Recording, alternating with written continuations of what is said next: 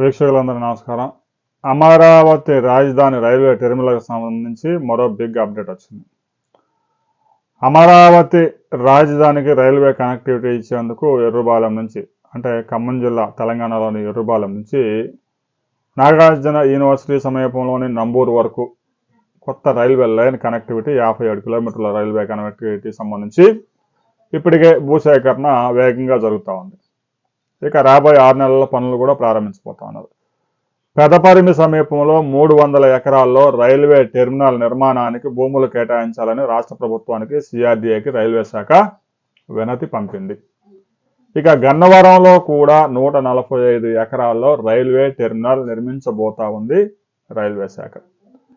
వీటి ద్వారా విజయవాడ నగరం మీద, విజయవాడ ప్రధాన రైల్వే స్టేషన్ మీద ప్రెజర్ తగ్గించేందుకు ఇప్పటికే విజయవాడ జంక్షన్లో నుంచి ప్రతిరోజు 300 ప్రయాణికుల రైళ్లు దేశంలోని వివిధ ప్రాంతాలకు వెళ్తూ ఉన్నాయి. దీంతో విజయవాడ రైల్వే స్టేషన్లోకి ట్రైన్ ప్రవేశించడానికి ఒక్కోసారి అరగంట 40 నిమిషాలు ఆపాల్సి వస్తుంది. దీంతో తాజాగా రామవరపాడు రైల్వే స్టేషన్ని డెవలప్ చేశారు, రాయనపాడు రైల్వే స్టేషన్ని డెవలప్ చేశారు, కొండపల్లి రైల్వే స్టేషన్ని డెవలప్ చేశారు. రాబోయే రోజుల్లో అమరావతి టెర్మినల్ కూడా అందుబాటులోకి వస్తే విజయవాడ జంక్షన్ మీద ఒత్తిడి తగ్గుతుంది.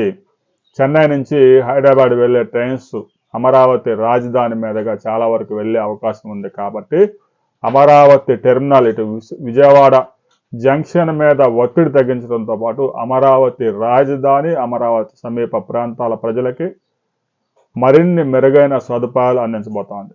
రాబోయే కొద్ది రోజుల్లోనే దీనికి సంబంధించి సిఆర్డీఏ రైల్వే శాఖకి భూములు అప్పగించేందుకు సిద్ధమైంది. ఫేజ్ 2 కార్యక్రమంలో భాగంగా చేపడుతున్న భూముల్లో ఎక్కువ శాతం ఈ రైల్వే టెర్మినల్కి ఈ పెదపరిమి పరిసర ప్రాంతాల్లో అప్పగించే అవకాశాలు ఉన్నాయి.